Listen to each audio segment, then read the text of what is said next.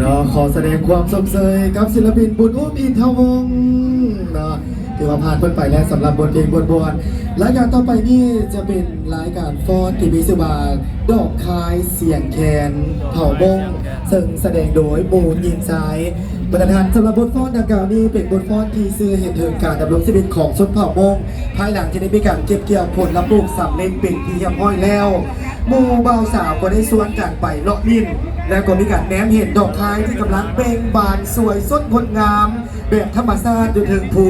จากนั้นก็ได้พากันสร้างบรรยากาศมวลซื่นเพื่อเป็นการเฉลิมฉลองบุญปีใหม่บุญกินเจียงโดยการโยนบางคอนของบ่าวสาวอย่างเป็นขบวนฝดฟื้นสำหรับบทฟ้อนดังกล่าวนี้เป็นบทฟ้อนที่ได้ประดิษฐ์แต่ง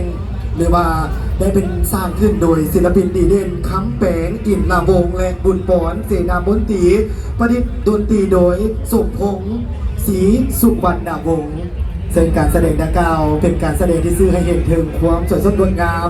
ในวัฒนธรรมของชนเผ่ามงซึ่งเป็นอีกเผ่าหนึ่งที่ดำรงชีวิตอยู่ในประเทศลาวและอีกจักหน่อยหลังจากที่จบงานบุญนมัสการบรรดาหลวงวิจารณ์ที่บอกว่าเท่าไหร่ก็จะได้พบกับประเพณีบุญกินเจียงในวันดองเป็นเจ้าของชนเผ่ามงนั่นเองเนาะเอาเป็นว่าตอนนี้พร้อมแล้วหรือยังถ้าว่าพร้อมแล้วจะนำพาประธานไปที่ตามรับชมการแสดงฟ้อนดอกคายเสียงแคนเผ่ามงขอเชิญ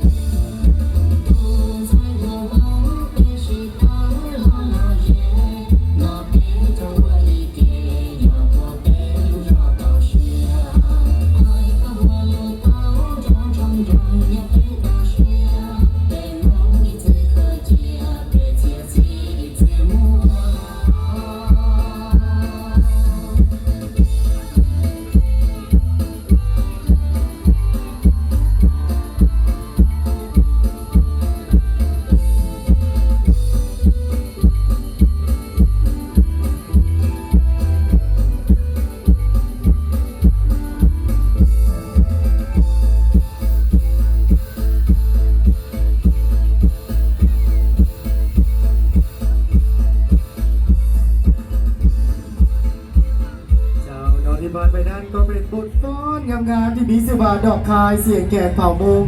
ที่เสื่อเห็นถึงความมีชีวิตสิบาและก็ประเพณีบุญกินเจียงของชนเผ่ามุงที่อีกบ่พอเท่าใดมือก็จะมาว่าบันเทิงอีกเช่นเดียวกัน